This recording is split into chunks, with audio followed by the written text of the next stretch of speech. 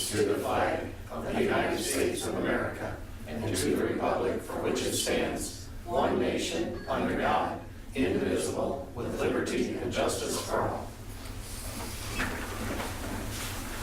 Welcome to the January 2nd meeting of the Board of Public Affairs.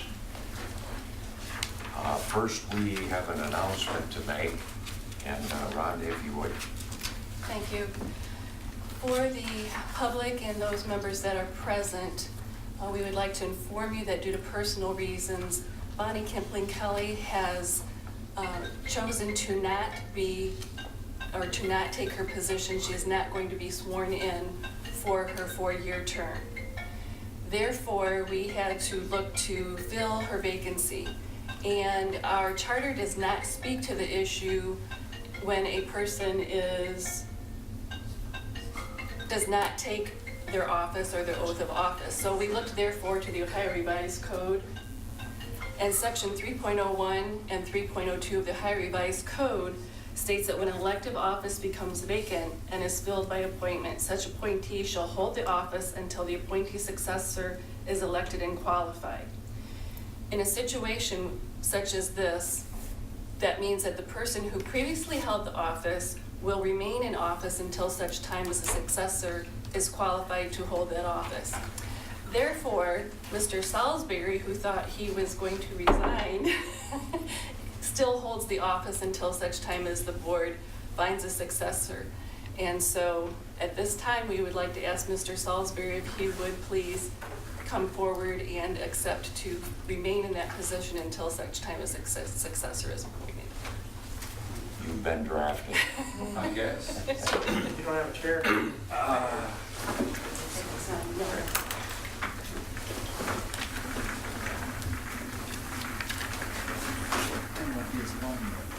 Now I have a chair. Thank you. It is a bit of unusual circumstance. However, the revised code does indicate that the person holding the office of public trust shall continue until such time as a successor is appointed. Therefore, we thank you, Mr. Salisbury, for retaking your post and appreciate your service. That's all right. It's good to be back. Thank you. I'm glad you're here, Jim. Thank you. I mean, unfortunate circumstances, but I'm glad it worked out. Thank you. Okay.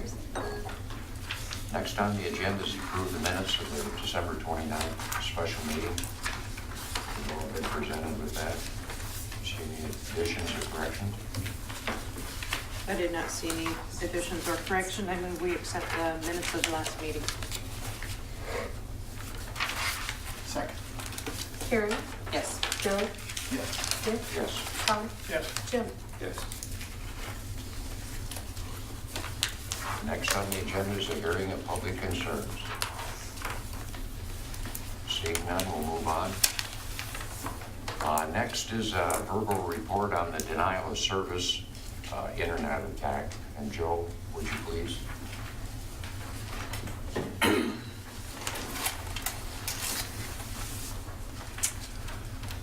Beginning approximately 2 a.m.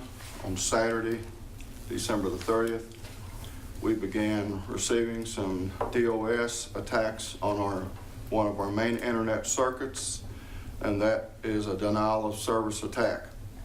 This continued throughout the day, and we became aware of it around noon on Saturday that there was an issue, but it was coming and going. It wasn't sustained all the time. At approximately 6 p.m., our technical staff started discussing it with Cody McClure, who's our network engineer, and about 7 p.m. we contacted Sprint, who's our carrier that we receive our bandwidth from, started discussing the problem with them, and then we started doing escalation tickets throughout the next day until the end of the evening on Sunday, December the 31st. We had to escalate the ticket 3 different times because Sprint could not see a problem on their end, and they didn't want to escalate it. The 3rd time we demanded that they remove this IP address from our system, And after removing the IP address, that didn't even take care of it, and there's some other measures they had to take. This was caused by one single cable modem customer was being attacked. The attack is the worst we've ever had on this system in all the years we've had internet. And the systems that I come from, which many of you know are very large systems, this is one of the worst I've ever personally seen. All normal measures that we take to address this situation were not successful until we finally got it escalated to a certain point. Today, this afternoon around 2 p.m., because Sprint removed this certain route, they removed it and that IP address for 24 hours. Their computer automatically enabled it today, a little after 2 p.m. We experienced another DOS attack this afternoon, not long before this meeting. That is cleared up now. We've removed it again through Sprint. We've escalated it. It has been removed for 48 hours. There's an escalation group for security that we're going to work with tomorrow, and Cody is going to report to me of our findings, and we should be able to take that route out totally, permanently. It has to be done.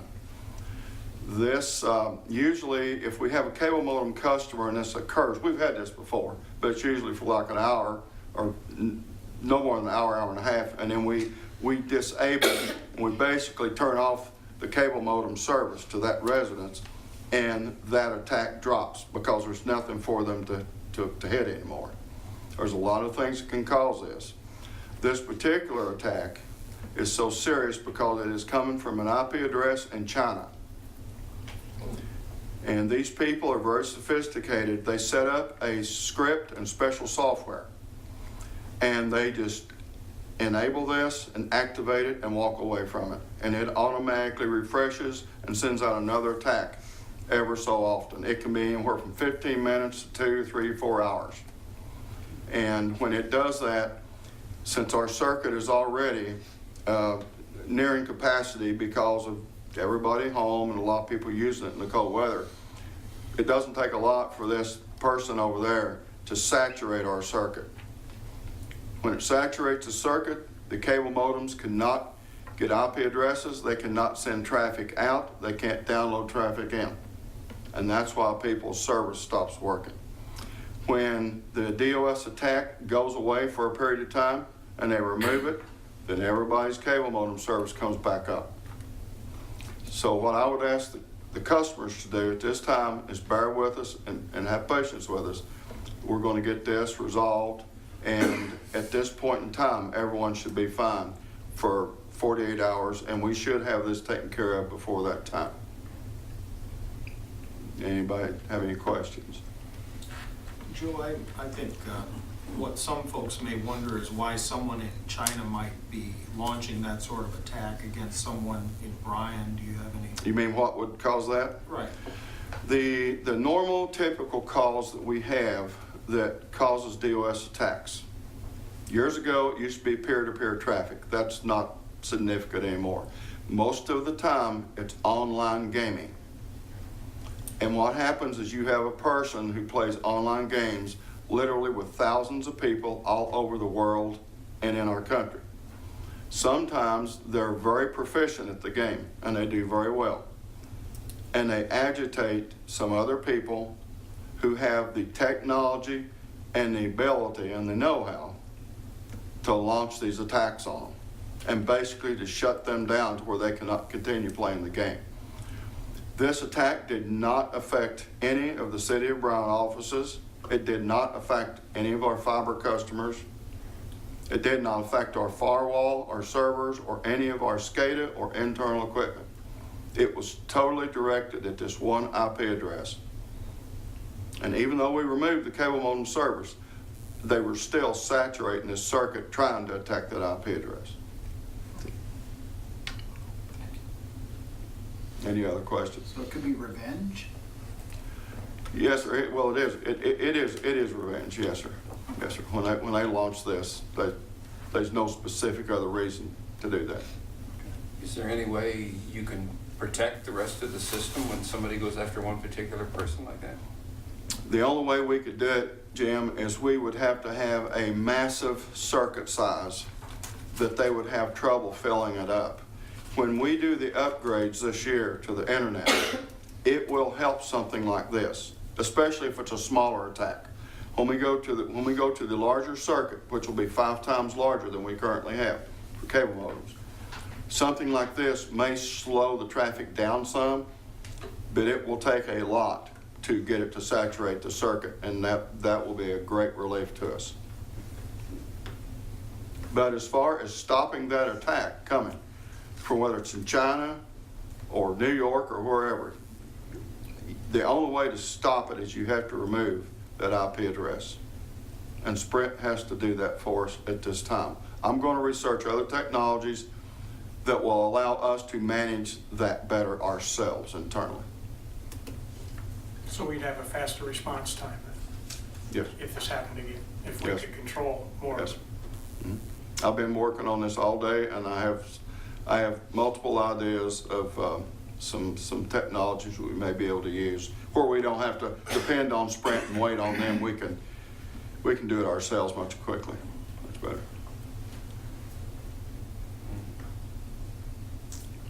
So we obviously had customers complain then at some point. We had- Yes, sir, yes, sir. The CRC and the help desk was inundated. I've been watching this all weekend. I've been on the phone back and forth with Cody and the technicians and all weekend, so yes, we had a lot. And of and calls. Sprint was reluctant to upgrade this escalated, whatever it is, to do that? They were Well- reluctant to do it? Well, the way they do is when you do an initial ticket, you go through the customer service and then you get in contact with an engineer. The engineer on their end looks at this circuit and the IP address. And they say to us, they say, okay, well, your circuit's being used pretty heavily. We see no problem with the information that's going through the whole circuit. And we give them the IP address of the customer. And they don't see anything on their end. Because you got to understand, Sprint is sitting on massive amounts of bandwidth. And our little circuit is like having a dial-up telephone to someone. So they don't see it. Then when you escalate it the second time, then they start looking at it, but they say, okay, you don't really need this removed. So when we did it the third time, we said, listen, here are the facts. This has to be removed, and that route has to be removed along with it. They removed the IP address, Bill, but then this other route that was behind it still allowed it to pass around and get through to us. Okay. Yes. What was the time span from? It started, we started getting calls around noon on Saturday, and it was around 7:30, 7:40 or something p.m. on Sunday night when we finally got it resolved and got that stack route removed. And then they removed it, yesterday on New Year's Day, he talked, and you gotta remove that static route because it tried to come back up again. And then, like I said, they removed it for the 24 hours, and we took care of that before this meeting started. So it would be a static IP address, so the customer is obviously notified? You have to- Yes, ma'am. The customer service has been discontinued, and they know about it. And most of the time, if we have this type of attack, we will go ahead and reinitiate and reprovision their modem and turn their service back up. Due to the severity of this one, we cannot. We cannot. I'm very sorry, but we cannot take this risk.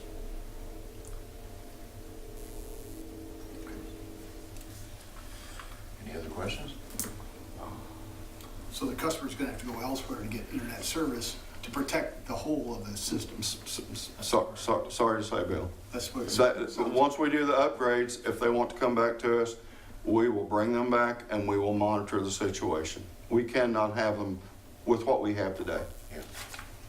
Yes. Good. Thanks, Joe. Yeah. Thank you, folks. Thanks, Joe.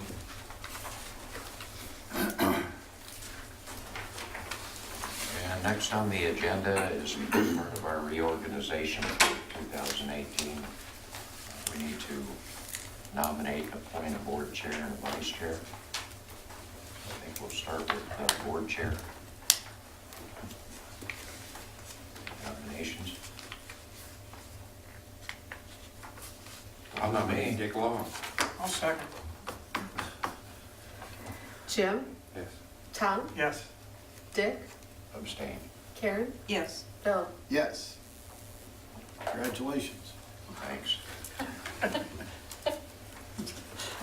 Okay, and then for vice chair, I'd like to nominate Tom Sproul. I'll second that. Karen, Yes. Dick, Yes. Bill, Yes. Tom, Abstain. Jim. Yes. Congratulations. Congratulations, Mr. Sprung. Okay, as far as the committees, I have not quite, because I wasn't sure who was going to be chair or vice chair, so I'll follow up with the appointment for the committees, if that's okay. Okay, with Will that, you mention the committees just for record?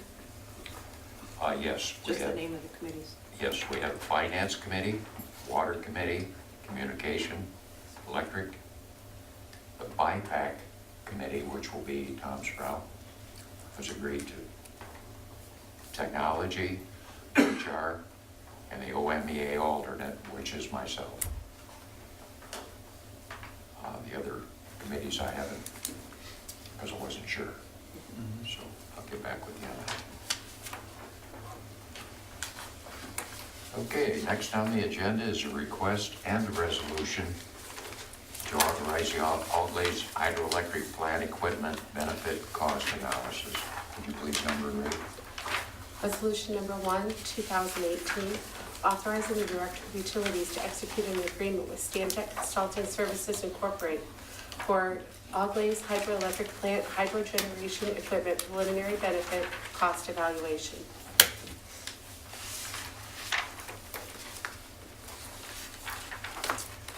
The board may recall that we engaged Stantec Consulting in August to do a preliminary evaluation just to determine whether or not the water resources at Auglaize, and that includes the flow and the headwater and tailwater elevation differences over 30 to 50 year period, looking at that history, would support additional equipment there. If it was designed for those site conditions, could it generate more capacity and more energy? And the initial results of that computer modeling was that we could see a pretty significant increase in capacity and energy, with the average energy increase predicted to be from an average of about 10 million kilowatt hours per year to nearly 18 million kilowatt hours per year. So the next step in that process then would be to try to verify some of that, to contact manufacturers, share that flow data, that headwater, tailwater information, have the different manufacturers take a look at the equipment that they have that may be suitable for that, and provide energy estimates, provide budgetary cost estimates, and take a look at what the payback would be if such equipment was installed. And Stantec has broken this down into a number of subtasks. All of them may not be necessary depending upon what the results are as we go through each one of these. But if we ended up completing all of the subtasks, they estimate it will take approximately a year to do that, and the total cost of all of those subtasks would be $115,000 approximately. What was the initial study, the cost that, refresh our memories on that? The initial cost. On the study that Stantec was originally. Oh, it was $26,000. I see there's been a commencement date change from December 21st Right. to 1/3/2018. Right, and that was modified because we didn't want anyone to get the wrong impression that that work had already been commenced. It Right. didn't. This was submitted to us, I guess it was not in time for your December meeting, so we asked them to revise that to have a commencement date if the board would support it after today's date.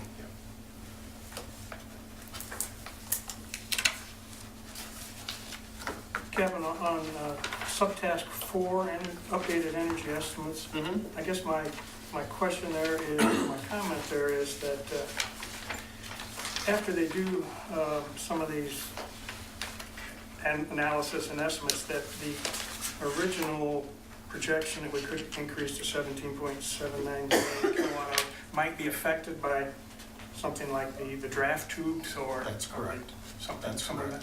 And different manufacturers will have different turbines and generators that may respond differently to those site conditions.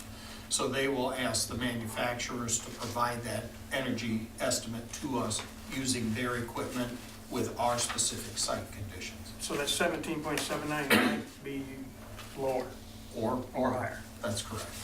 But that's part of why we would do this. Then we could see what the difference is in energy. We would place a value on that energy and use that then to calculate what the payback would be for that equipment to determine whether it makes financial feasibility sense or not. This really kind of gets us to the point of if everything looks good, then you would decide to go the route of getting the engineering done and soliciting bids. But this gives you the information to be able to make an informed decision before you spend an awful lot of money here moving forward with it, to make sure that you've got the information as accurately as possible to make that kind of a decision. I know the choice, the new equipment will probably be a lot more, the choice will be a lot more scientific probably than what's in there now. Because I think what's in there now is pretty much, well, you know, that looks like it'll fit. You just kind of a make it work kind of a thing sometimes. Yeah, I think our staff did a great job over the years of acquiring equipment that would work there, and they did it at pretty reasonable costs. But what you have done is exactly that. You've taken equipment that was designed for other sites with varying conditions than what we have here and made it work. Some of that equipment is nearly 100 years old, and there are better technologies available today in this field, and we would expect that efficiencies can be gained also with that modern technology. So one of the things that you may recall at the last meeting, I think Power Production Superintendent Matt Killian was saying that, you know, when the elevation difference gets to about 7 feet, I think that's when he can't generate anymore. And that's in part because these units weren't designed for that. We believe that we can get by with a much less elevation difference with equipment designed for that. So that means you're generating more hours out of the year, which means more kilowatt hours. So it's those sorts of things that we would expect to gain efficiencies from. And if you recall the graph that was in the report, it wasn't just in certain months of the year, it was throughout the year because of some of those sorts of differences that we're able to capture more of the energy there. Instead of it just rolling over the dam, it would actually be going through a turbine and generating electricity. Can I follow up question or ask? No, go ahead. Okay, I was intrigued by subtask 2 because I was concerned about the powerhouse. And effectively, if the powerhouse needs to be assessed, because, well, we can do this, but we can't do that because your powerhouse needs to be, and that's nothing that Stan Tech had talked about before. We're just talking about equipment. Now we start changing the powerhouse. Now we're talking about concrete, a lot of structural changes in the dam and all this other stuff. So I guess that's critical to me, is if you get that done, you go, well, you know. Correct. What's the status of your powerhouse? Correct. Correct. You kind of need that evaluation. Yeah. Well, this piece of equipment will work if you spend another, you know, X amount of dollars on your powerhouse. Right. You can get this. So that's part of the equation we really don't know yet. Right. That's absolutely right, Bill. And if you were starting from scratch, the manufacturer would design that water Powerhouse. passage, so to speak. We're asking them to utilize the existing water passage through the powerhouse. Right. And that may indicate that you could get more power or less power using those units if you made those modifications. One of those modifications they did discuss was extending the draft tubes. So we want to take a look at all of that stuff. You work with the manufacturer first, get the equipment specifications and what they would expect using this, get their recommendations on how you might need to make modifications to gain more efficiency, gain more kilowatt hours, and then you can cost that out and say, well, this doesn't make sense, this one does. you know, or it makes financial sense, or it doesn't make financial sense. So we've got to look at it all. Yeah, Everything is, the puzzle pieces have to fit. And looking at the potential increase in production that was given to us back in November, right. that's very interesting. Back then it was 76.9%. It's worth looking into. And it's pretty significant. And It is. As we discussed, I think before, you know, the fact that some of those units are 100 years old or nearly 100 years old is not unusual in the hydro industry. These units are slow rotating units compared to the combustion turbines or steam turbines that you might typically see generating. Therefore, they have a much longer life. If you make a decision to do an upgrade there, you're making a decision that very realistically could still be in operation a century from now. So you want to make sure when you make that decision that you have all of the facts there, because it's going to impact this community for much, much longer than any of us will be around. And it's renewable energy. And if we can increase our production of that, it's less that we have to purchase over the grid. Right. And if you can increase it 8 million on average per year, multiply that by 100 years, and Yes. you see what the total amount of that difference in energy can be there. It is huge for this community. One of the things I took for granted, I read about it, was the licensing. There's a subtask for licensing. And I forgot that you're gonna need to have all this equipment, whatever it is, licensed by EPA or whoever, I don't know who, the federal. Yeah, the Federal Energy Regulatory Agency, or Commission, I'm sorry, FERC, issued a license exemption for the project back in the early 1980s. But it does still have some specific conditions to it. And so, you know, some of those are capacity related. If it looks like we would want to increase that capacity, if it made financial sense, then you would also need to take that into consideration and approach FERC about that. Because we operate on an exemption now. That is correct. And so if we start generating too much, they say, well, no, we're gonna forget about that. We need to have this thing. That's correct. Right now, you have a 5 megawatt limitation at the site. So that situation will change then with it, if we go with the improvements. Potentially, Yeah. yes. So then that would add another element to cost and That's correct. see whether it can be certified or not to be doing that. That's correct. And a license, okay. I got to that point, I'm thinking, how do we operate now? That's right, I didn't remember the exemptions, how we operate. Right. That is correct. Do they have to be recertified then periodically, or? No, the limitation just means that we have to stay under that 5 megawatts. That's what the current limitation is for that license exemption. That's correct. Somebody's trying to get hold of China. China. Joe left, Of course, he's blocking. I got mine with you. Other questions that I can No, answer? I don't think so. I think it's worth looking into, I really do, because we've just kind of treaded water for all these years, you know, just let it do what it does, and never really looked into any major improvements or increasing the capacity. Well, you remember what it looked like when we got the thing, and I mean, it's light years ahead of what it was when we got it. And there's so much new technology. Oh, yeah. I mean, you know, I'm sure you've all seen those units. I mean, Yeah, they've been there since God was in kindergarten. Well, I know that we've rewound them. Sure. We've taken them apart and done some things to Right. rehabilitate them. Right. So And they've done it's it. not like we just put them in there and let them go. And Matt's done a I know. fantastic job Yeah, making he all this has. work. No, But that's absolutely right. I think that, you know, we can continue to have them operate. We are looking at rewinding potentially a couple of those units in the next 3 to 5 years. That will not be an insignificant expense. So this makes some sense to take a look at this now, see if we would be better served in the long run by replacing those units rather than rewinding the old ones again. As a, used car guy, do the old ones have any value?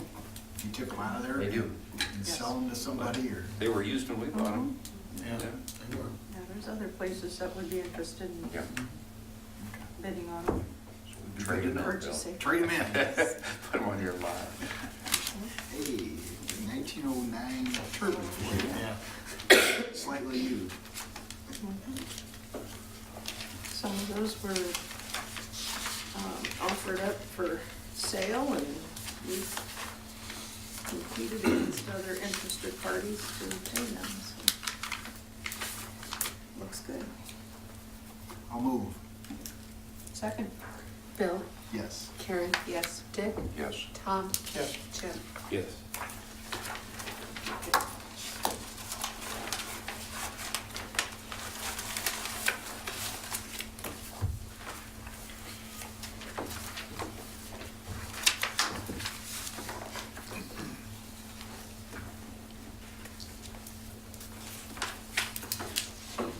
Next on the agenda is a request to advertise for an engineering assistant. Jackie?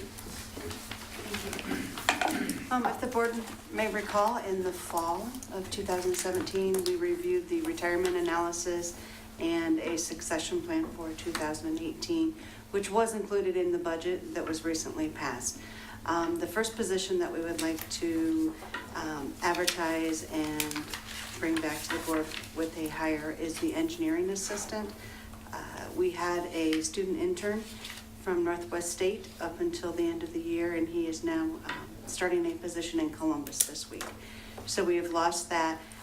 In addition to preparing for the upcoming retirements, we also have an increase in capital improvement projects based off of our 2018 budget. So it's a great opportunity and timing to bring in another engineering assistant to learn as we're doing all of these projects and the communications world that we need to make improvements on. So at this time, we request to advertise for an engineering assistant. Is this a full-time position? Yes, it will be a full-time position.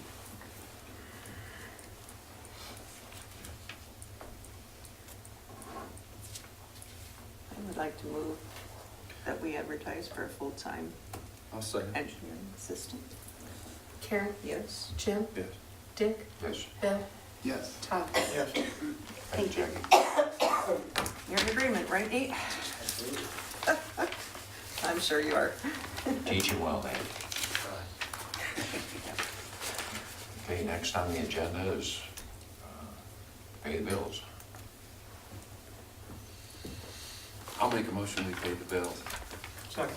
Jim, Yes. Tom, Yes. Dick, Yes. Karen, Yes. Bill. Yes. Next is comments from BPA and staff. Start with you, Mr. Salisbury. We thought we lost you, but you got drafted. No, you hoped you lost me. Thanks. No, I just, it's good to be back, I guess you want to say. I had second thoughts of my decision not to run, but it's too bad under these circumstances, but I think we'll carry on and move ahead with things. Thank you, Jim. Tom? Well, I got the latest calendar from AMP, and I see two of our gentlemen, JJ and Brad, are now calendar boys. Calendar. They're Mr. or August. Mr. and Mr. Yeah, I was saying, be careful. JJ's a big guy. That's it. Mr. Peppel? Yeah, I'm sorry that, for Bonnie's sake that she couldn't take her seat. I think she would have done a really good job. Unfortunately, she couldn't do it, so I feel bad about that. I also am excited potentially for what Stan Tech can bring to the table relative to the Auglaize Dam, because I know it creates a lot of conversation around the community over the years, a lot of discussion about it, about what, if it's good, if it's bad. And I think anything that we can do to improve it and to look forward in what that asset can produce on a long-term basis, I think that's very positive for the community. So I'm excited about that because it'll eliminate maybe some potential discussion about this asset really is lots of value. So I think that when we went out to, not we, but when Kevin did his presentation with the Chamber of Commerce and the Ohio Gas Company, that November meeting to the large power customers, that it was demonstrated to them how much the Auglaize and solar electric plant really have an impact on our peak shaving and also reducing the cost for electricity. So those are all positive things. So I think that to protect that asset, this is a wise thing to do. And to think about, thinking about 100 years, it's, that's a long time. Over generations that would get a value for that from some decisions that we as a board collectively make in the future is pretty awesome. Good. That'd be it. Thanks, Bill. Karen? Look forward to an exciting year. Happy New Year, everybody, and welcome back, Jim. And yes, I'm in agreement with everybody else's comments about the situation. I hope it bids well, and look forward to the exciting new year with. I'd like to thank Jim for staying on board too. We got a lot of things going on for 2018, and I'm glad you're part of it. I'd like to welcome the new mayor. Thank you. This first woman mayor, right? Yep, that That's happened great. today. That's It's all great. official now. I'm looking forward to working, with the new council and the new mayor. That's all I have. Kevin? I did want to follow up on Bill's comments regarding the Oglays. We just got our report and it's in your packet, I believe, on the annual production. We had the second best year that we've had generation-wise in the 21 years that we've had the project. And it generated 11,105,276 kilowatt hours in 2017. That, using an average residential monthly use of 768 kilowatt hours, means that the Oglays generated enough energy last year to power 1,205 homes in Bryan. That is almost 1/4 of all of our residential customers. That's So incredible. it's not insignificant. Right. It really isn't. So there was only one year, 2006, where we had almost 14 million kilowatt hours. That was a better year than this year was. So I thank our staff for the work that they've put in, trying to make sure that it's up and it's reliable. And even on the peak shaving note, Bill, you mentioned that. Today was one of those peak days, maybe the peak day for AEP this year, and the Oglays was generating more than 2 megawatts today. Wow. So, it's good news. We really have not, for the most part, despite how frigid the temperatures have been, had a lot of cold weather problems, very few freeze-ups, water main breaks, things like that. We have peak shaved one day last week and then again today. We will be doing that again tomorrow morning. AMP has asked us to do that. We've asked customers voluntarily to assist us with that, as we have in the past in the summertime, and folks have done a great job. We've been able to virtually zero out our incoming power during those 2 peak periods, and if we're able to do that, and hopefully these are the peaks for the year and we won't have any more on the transmission side, that it'll save us quite a bit of money. And by that I mean our total capacity and transmission bills on an annual basis here are something like $4.5 million. And appreciated the work that the Bryan Times did last week in trying to help get that word out as well to our customers, to help them understand what the impacts are. I think sometimes people think, does it make any difference if I help with this? And it really does. Particularly, our staff do a great job of trying to keep the reliability of that equipment high. But if we had an issue, they're electromechanical devices, things can go wrong. And if they weren't able to generate at full output during some of those peak days, those voluntary conservation efforts become absolutely critical because of the size of the dollars involved here. So we appreciate not only all of our customers, but also the other municipal facilities in town doing everything they can to try to help reduce those loads by setting their thermostats down, turning off lights wherever they can, doing whatever they can do safely to be able to help save some energy during those peaks. That's all I have. Thanks, Kevin. Mayor? Well, I don't have anything to report yet because our council meeting for the first of the year will be at 7 p.m. tonight. So I'll have to fill you in next week, or we can watch it on BMU TV. But thank you for welcoming me. I had a great first day, and I look forward to many more great days as mayor. Rhonda? Laura? No, sir. Department heads? Council members? Max? Nothing from the press. Okay. So I guess that kind of concludes our meeting, and I'd like to request an executive session for the appointment of a public employee. We'll have to take a short recess. I would like to ask HR, Laura, Rhonda, the mayor, Kevin on the board to say. Thank you.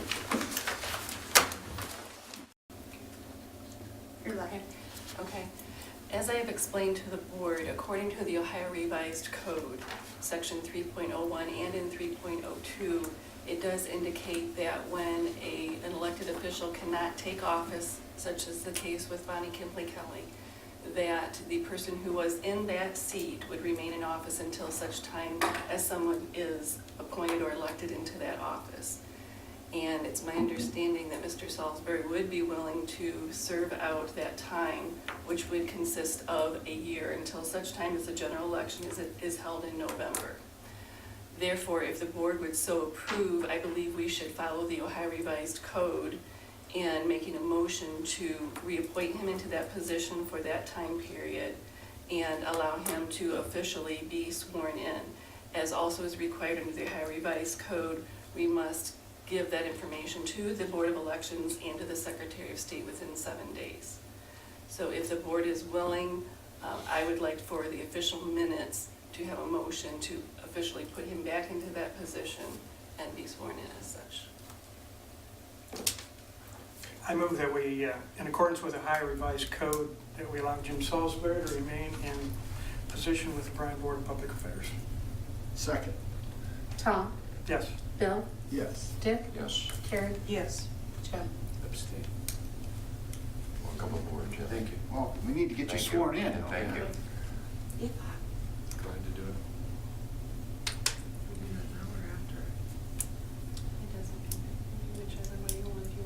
I'll be one of your first official acts. Yeah, I think you should do it now. While we're hot. Me too. Would you like to look at what I'm gonna read Probably better. out of practice? Yeah, it's been Please. 4 years. Please raise your right hand, Mr. Salisbury, and repeat after me. I, James Salisbury, I, James Salisbury, do solemnly swear do solemnly swear that I support the Constitution of the United States, that I support the Constitution of the United States, the Constitution of the State of Ohio, the Constitution of the State of Ohio, and the Charter and ordinances of the City of Bryan. and the Charter and ordinances of the City of Bryan.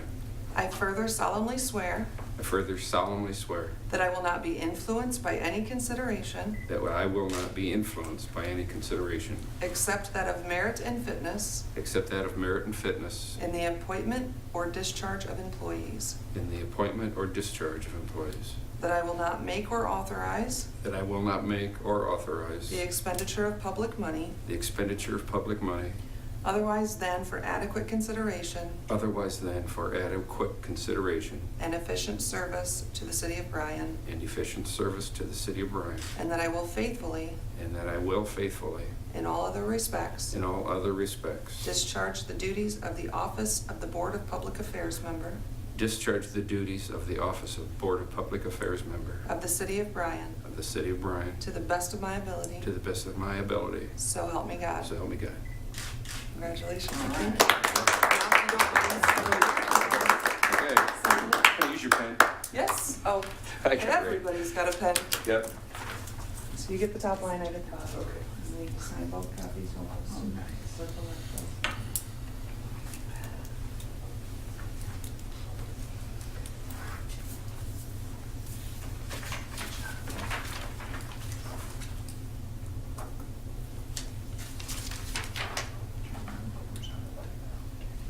Did I get a grade? Did I do okay? You did great. Not too many. For witnesses. Yeah. So you get. Thank you. Oh, Jim, you want Tell us first, side though? of that. Here's your copy. Oh, okay, thank you. So now we're gonna adjourn. We're giving you lots of extra. You ready for Mr. Herman. I'm sorry. Ready to adjourn? Think so. I move we adjourn. Second. Bill? Yes. Karen? Yes. Dick? Yes. Tom? Yes. Jim? Yes. Meeting adjourned. All right.